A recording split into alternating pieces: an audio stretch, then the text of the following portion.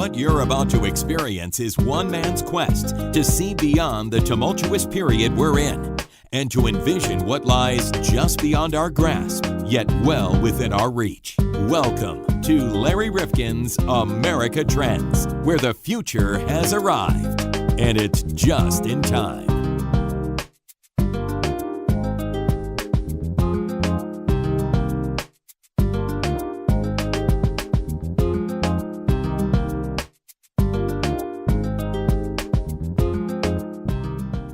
Welcome back once again to America Trends. John Krofsick and Larry Rifkin. And John, today we are contemplating one of the great questions of the modern era. Really, I think it's a profound question. To buy online or to go into a store? Well, and then Amazon is coming out with these stores where you just walk in and then you walk out.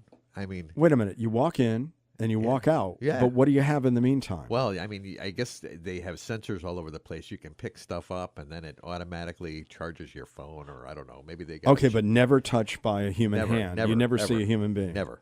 Gee. I mean, what happens to that cranky scary salesperson who really annoys you? I mean, somebody who says, that doesn't look good on you, or we don't have that size. So there's nobody like that in the store? No, nobody do price checks or anything. You just pick it up and you walk out. Now, you and I have talked about it off of the podcast, but you and I think, are the same kind of shopper, where we go in, we know what we want, like a laser, and we go right to it. There's no fooling around. There's no kind of touching of all the materials. We just know what we want. We get it, and we get out. That's right. Since my wife's been laid up, I've been shopping with list. I said, you give me a list, because she sends me to the store. Are you good with a list, or do you come back with more? No, I'm usually, occasionally I'll get something, but most of the time, boom, I'm on the list. Well, I've got to tell you, this area of shopping really has become one that is changing so rapidly. I mean, just the other day, and I was away, but I was reading about the Sam's Clubs, and they are going away, per se. That surprised me. But now they're going to become, fulfillment centers? Yeah. I think they're owned by Walmart, they Sam's are. Clubs, but... Well, Sam Walton. That really threw me, because they were really going all in on competing with Costco and BJ's. And, right. But I think what they realize is that a lot of their future is going to be online, and they've been buying up a lot of specialty types of retailers, and now they really want to have a presence that competes, I presume, with Amazon. Yeah. But they want these fulfillment centers so you can go locally and pick up the material that you've purchased online. Yeah, I assume that's what they're doing. This is getting really crazy. Well, it really is, and that's why we talked to Kristen Bahler. And Kristen wrote a great piece for Money Magazine called The Future of Shopping, and we had her along. And I've got to tell you, my wife, interestingly, will always say to me, I hate shopping. But I've got to tell you this, John, she's getting a whole lot better at it because she goes out a lot. But my wife's technique is to buy up a lot of stuff and then bring it all home and figure out what you're going to keep, and then return the rest. Well, that's the new thing. Amazon's that thing. If you want to buy clothes online, they send you a whole bunch. You take the ones that fit and you send the other ones back. Yeah, and I see now where they can do a better job than a tailor, some of these online services, at measuring you by virtue of what they can scan over the telephone. And they say that it will fit you better when it arrives than even if you went to, Mario or, Giuseppe or some of the great tailors that we have around here. Yeah, I don't know. The shopping is really... It's changing. It's changing so dramatically. Much. And that's why John and I thought it'd be a great trend to explore. And there's no question, whatever the number, that this phenomenon of what's going on online is growing, even though it's only now. And I've seen ads even in the Wall Street Journal to indicate if you think everybody's doing their shopping online, it's still the truth. Physical stores still generate 90.7% of all retail sales. Yeah, when I'm shopping for gifts and stuff, I like the touchy-feely thing. You do? Yeah. But even that experience, John, as Kristen tells us, is changing pretty dramatically. It is. The old salesman today has to be a guide and a friend and a confidant and somebody that you build a relationship with, and they want to make it more experiential. I mean, we're going to learn all these things in the course of today's podcast, but I came away thinking that this is a world in flux. Like so many areas, brick and mortar is morphing into a blend, a hybrid. I mean, it's really remarkable. I mean, you look at all the chains that are going Chapter 11 now and trying to regroup and figure this out. I mean, it's incredible. I mean, the Sears. And Sears was the original disruptor. I mean, let's be honest. When they came out with the catalog and said you can buy everything from a blouse to a new home right here in our catalog, right. That was disruption in those days. That was, yes. Yeah, and now they're being totally upended by what's going on. Well, in the end, I think you will find that there's going to be a better and more interesting shopping experience available for you, whether you're using a mouse or whether you're driving your car to someplace. I think it's all going to be really, really intriguing. Well, it's certainly going to be interesting the next few years how this shakes out. That's Absolutely. For sure. Well, let's hear it from Kristen Bahler. And again, she wrote this piece for Money Magazine going back to December of 2017, but its relevance continues to grow by day. The future of shopping here on America Trend. Well, Kristen Bahler is with us, and she is the author of a piece that I read in Money Magazine, and it was called The Future of Shopping, and I found it very, very interesting. And Kristen, just by everybody's own habits, I think they can tell that we're undergoing a tremendous transformation in the way we buy, where we buy, on-time buying, now that things can be delivered overnight. I mean, it really is a big sea change out there, isn't it? Totally. And when you think about it, I mean, what is it that might have been unexpected in terms of how quickly this is all beginning to take place, or whether, companies are adapting in very creative ways to this change? What do you find most surprising about it? Yeah, well, I don't think anyone's really surprised that some brick and mortar stores are falling on hard times, right? Like, it's kind of been written in the stars for the Limited and Wet Seal and other brands that have shut their doors for good. What is surprising, of course, is this new emergence of stores that retail experts are calling, quote-unquote, experience stores. These are stores like Bonobos, which I talk about in the piece, and even some old favorites like REI and Sephora that are completely retooling their model to stay afloat. And what I find just absolutely fascinating about this model is these stores, more than anything, want you to just come in and hang out. It's not the traditional, run in and, look for an item or two and try to get out as quickly as possible. They're actually introducing experiences that you can't get anywhere else except that specific store. Well, they're going to have a hard time with me because I'm one of those guys who goes in, he knows exactly what he wants, and he gets out as quickly as he can. But you introduced to us this concept for some of us who don't go in and hang of experience shopping. How much does that differ? I remember in the old days when I went downtown in the city in which I lived growing up, and I had a guy who knew me. He knew it was a place called Campus Corner, so it was where all the kind of young yuppies hung out, and he knew my style, he knew my size, he knew my interests, and we would talk. We wouldn't talk about a lot of things that weren't related to clothing, which today you tell us they're willing to talk to you about anything in the culture. But so how different is this experience shopping from, say, an old model that some of us may recognize? Yeah, I'm not sure that it really is all that different. There's a lot more technology now, of course, like in most industries. So Rent the Runway, one of the stores that I profile, they make associates available essentially 24/7 through an app, which I'm guessing is not something that you're no, that was not considered at that time. Right. So these are these are a little hipper. Bonobos, the Bonobo store that I visited has a non-functional foosball table just for decoration, apparently. But the vast majority of them, they're not all that different than the types of stores that people have loved for for so long. I think that people are just realizing that they don't have to go to a store where someone will talk to them like they're a hassle, that doesn't have a great returns policy, where they hire greasy teenagers rather than experts. They can go to a store where people actually care about them.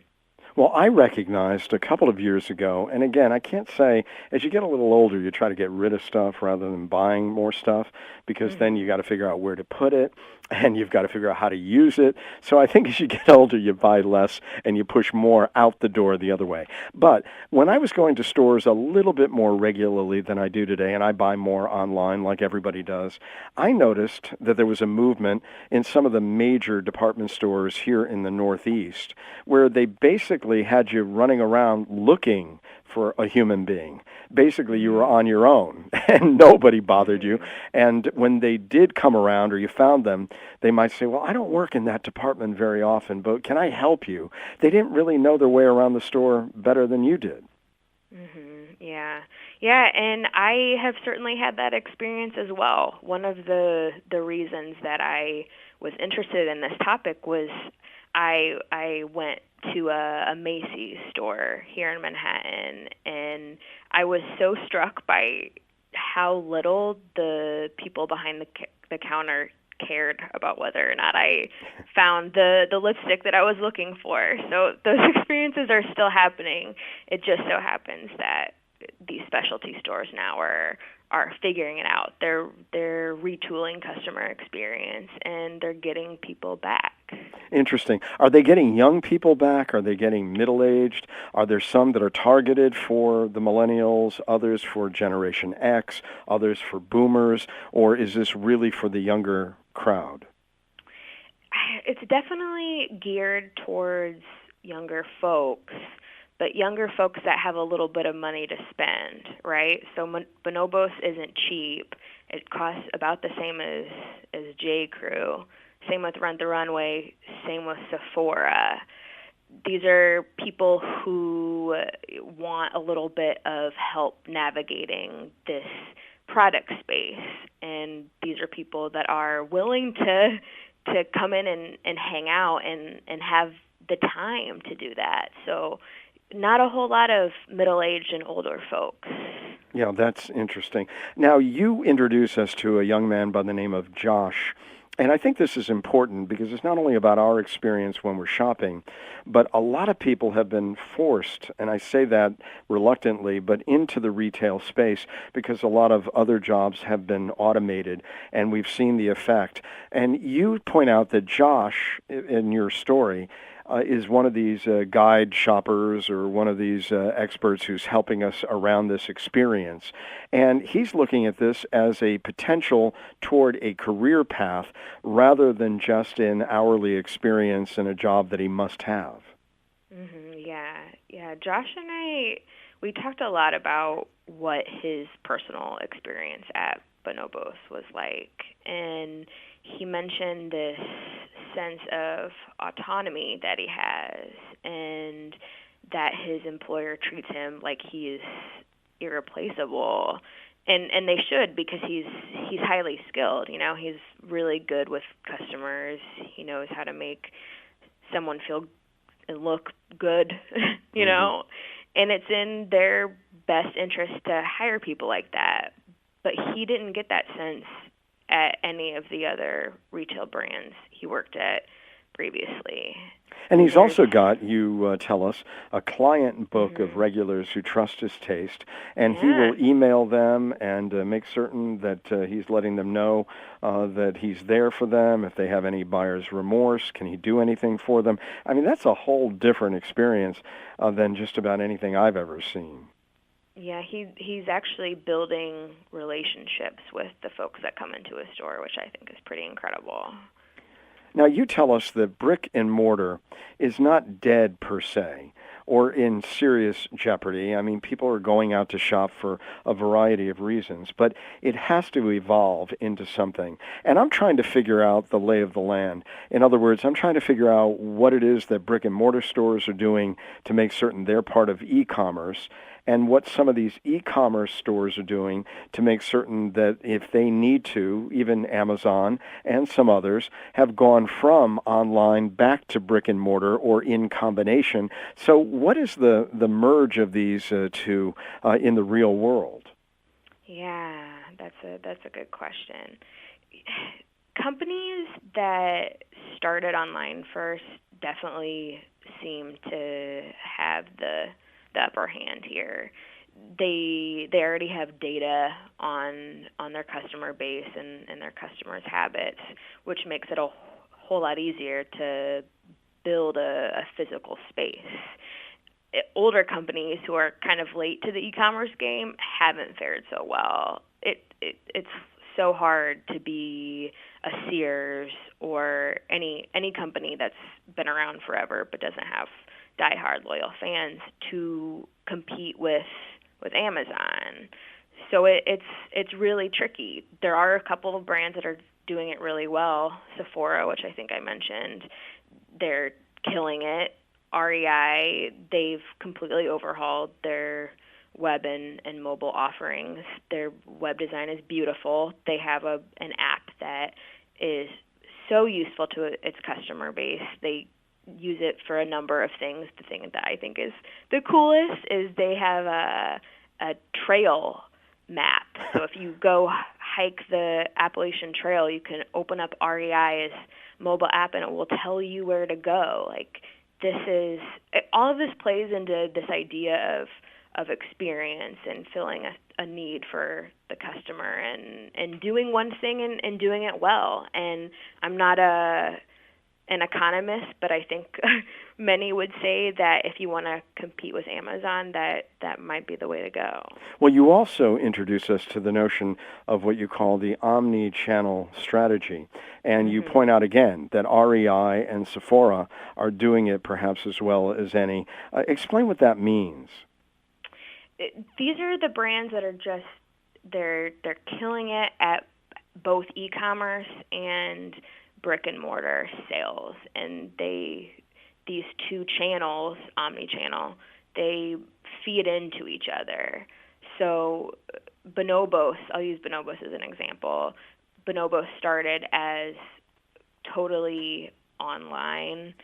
They branched into stores now, but you can't actually buy things at Bonobos. Most of their customers still buy online, but they have to come into the store if they want to get fitted for the perfect pair of pants. So it's a genius bit of footwork there. Well, also, I mean, you look at Adidas and Nike, and they have unveiled these immersive retail experiences that allow you to play basketball while you're there or go on a treadmill, get all sweated up, I guess, when you're going to go into the movies or the dining establishment. I don't know that I want to do that. But to tell us, I mean, and REI, too, they've outfitted stores with the rock climbing walls and mobile offerings. I mean, it's pretty amazing what they're trying to do to say, we're a part of your life, and it's not just a piece of clothing or something that you're buying that is outside of our experience. We can help you even understand how to use it and really enjoy it and benefit from it. Exactly. So the example I gave earlier about my experience at Macy's, I remember I went in there looking for a very specific shade of lipstick that I had bought from them like a year before, and I had a bad experience. I left and I went to Sephora, and one of the salespeople at Sephora pulled out a drawer of 20 different shades of this peach lipstick that I was looking for, and she dabbed them all on my hand and told me the moisturizing properties of every single one of them and how long each one was going to last. And yeah, it's hard. I mean, it's obvious, right? Why Sephora. Well, you tell us that at Sephora, so well. They're consultants or cast members. I mean, they don't even call themselves sales associates any longer. Yeah, no kidding. Yeah, they again, genius bit of branding. We'll return to this episode of America Trends in just a moment. If you like what we're doing here at America Trends Podcast, please don't keep it to yourself. I know there are a lot of people, John, who think, well, if I'm listening and somebody else wants to listen at the same time, maybe we're going to collide and they're not going to be able to hear us. Yeah. Is that the way the technology works? No, there's plenty of bandwidth. Everybody can listen at the same time. All right. Well, make that sure you do dispels that. that myth. Now, you can do a number of things that would really be helpful to us. You could give us a kind rating or a review at Apple Podcasts, and that boosts what they consider to be our value and visibility. And what does that do, John? Well, that puts us in the forefront so that you can find us easier, and most important is other people can find us easier. And you can subscribe there or on our site, americatrendspodcast.com, or wherever you're listening, so we can alert you to new episodes of the podcast, which, by the way, we put out twice a week on Tuesdays and Thursdays. And stay in touch with us on both Facebook and Twitter at Trends Podcast. Or you can like us on Facebook or follow us where, John? On Twitter. On Twitter, that's right, where the world turns to hear fake news or whatever it is. Well, Not you can us, though. direct We message have real us news. at Trends Podcast or using hashtag Trends Podcast. And you know, John, with our growing audience, and really it's been pretty remarkable, a lot of people just came to us the last month or two, and they might have missed earlier episodes. Can they get them again? They can look through them and pick the ones they want to listen to. They're all on the website, and a lot of them are up on iTunes, many of them. All right. Well, listen, there's lots of material to listen to. We hope you have the time, and we'll lend it to us because we try to make it worth your while. And thanks so much for listening. And tell your friends. We now return to this episode of America Trends. Now, there are many other stores that I hadn't heard of, but my wife was talking to somebody about a store, and here I see it in your particular write-up today that I had read in Money Magazine. Prescription glasses company Warby Parker. Now, again, I'd never heard of them. I've heard of all these other lens crafters and others. So a Warby Parker comes into the eyeglass business. What happens to the lens crafters and others that I remember? I mean, I don't buy mine. I get them at Costco. But tell me what Warby Parker learned that some of these other stores that have been around for a long time perhaps have not. The same strategy, I think, that Sephora and Bonobos use. They have very knowledgeable staff. It's beautiful. The stores are designed with the user in mind. So you almost feel when you go in like you're in a dream space. It's absolutely beautiful, and you can, much like a lens crafters, you can get a prescription filled there, or you can browse all day. It's just like a more enjoyable place to be. And of course, there's a lot of folks there that you would probably want to hang out with if you're a young, hip millennial, whereas going into Walmart to get a pair of reading glasses isn't the coolest experience for some. Absolutely. Well, I'm way past cool. Hey, let me ask you about Bonobos, because we talked a lot about it. We all met Josh if we read your article, and you helped us to understand him today. But Walmart just bought Bonobos. Now, what does that say to us? I think it says different things to different people. Some folks would say that this means that experience shopping is inevitably going to take over American commerce, and there's Walmart is the biggest employer, so if they're investing tons of money in these sorts of stores, then it's probably a pretty good indicator of what is to come. Other people who might be a little more cynical think that this is just a way for Walmart to scoop up the competition and go back to the way it's always been of. But I've noticed that Walmart is doing much better also online, and that they are really emphasizing in their own stores, where those used to be those places you'd walk around and never find anybody who could really be helpful to you, that they're really working on that experience for the customer at the same time. They seem to be trying to shore up their flanks in many ways. Yeah, Walmart used to be synonymous with a bad customer service experience, frankly. I'm sure you and everyone listening has at one point in their life stood in a Walmart checkout line for half an hour for no good reason, and they know now that they can't do that anymore. People will buy on Amazon or go to any of these other stores popping up to get their needs met. They don't need to go to Walmart anymore. So if they want customers, they have to care about their customers. It's interesting that there are some companies still not getting the message.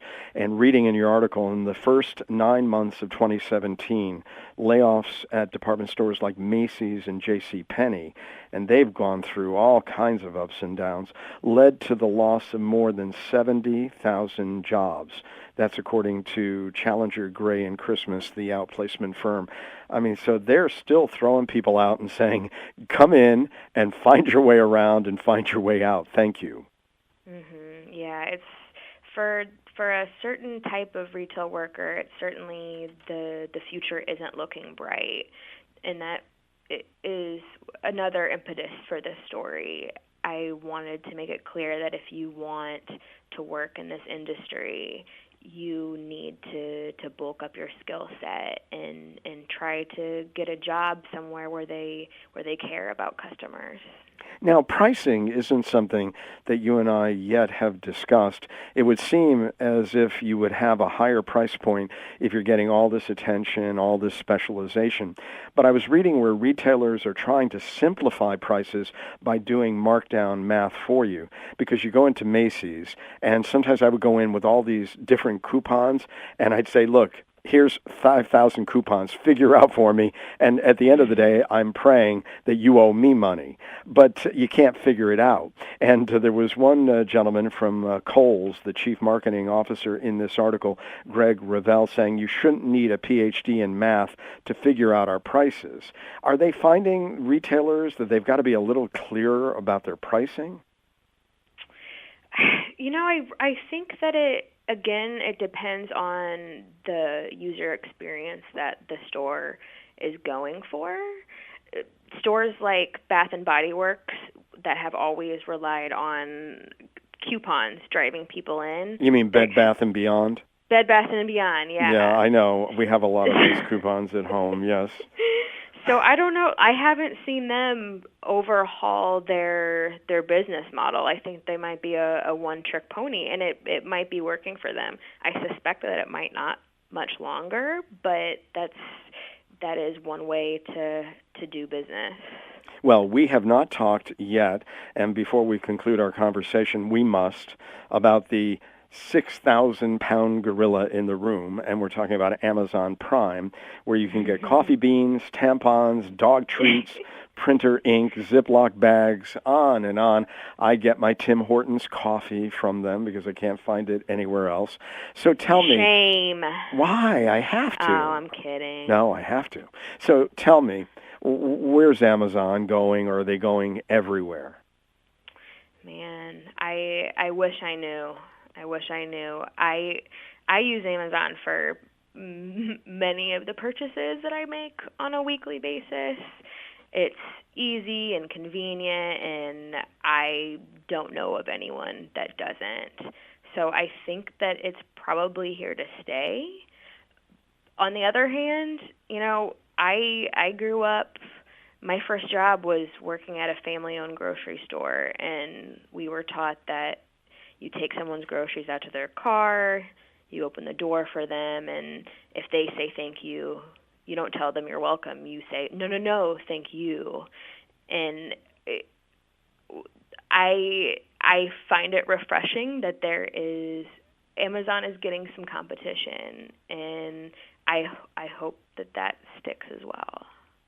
Well, listen, I want to thank you so much for coming by, talking to us about the future of shopping, Kristen Bahler. And if you can find this article in Money Magazine from December 2017, I'd encourage you really to look at it. It's got to Meet the New Faces of Retail, and then she's got a partner, Brad Tuttle, who writes about Inside the Store of Tomorrow. Very, very interesting. Thank you for sharing this trend in something that we all do, and that is to shop, and we must, and we will. Kristen, thanks so much for coming by today on America Trends. Thank you.